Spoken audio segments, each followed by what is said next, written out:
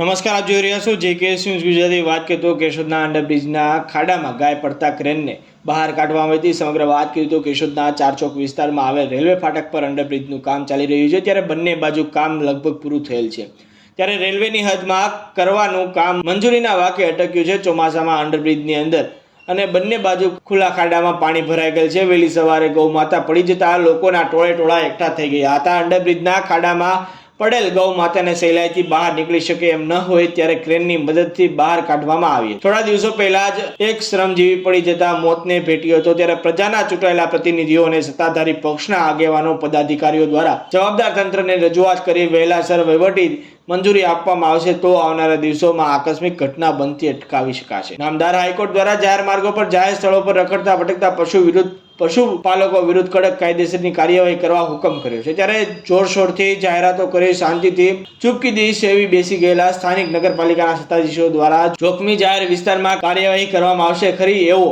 લોકોમાં સનસનતો સવાલ ઉઠી રહ્યો છે। ત્યારે હવે અંડરબ્રિજના બંને બાજુએ રાખવામાં આવેલ સર્વિસ રોડ પર વેપારીઓની દુકાનો આવેલી છે, જેઓ લાંબા સમયથી હેરાન પરેશાન થઈ રહ્યા છે, ત્યારે ખાતમુહૂર્ત સમયે સન્માનિત પદાધિકારીઓને આગેવાનો રજૂઆત કરવા આગળ આવશે કે અગાઉ સંસ્મરણો લોકોએ જન આંદોલન શરૂ કરવું પડશે, એ તો હવે આવનારા દિવસોમાં જ ખબર પડશે। જેકેએસ ન્યૂઝ સાથે રાજુ પંડ્યા, કેશોદ।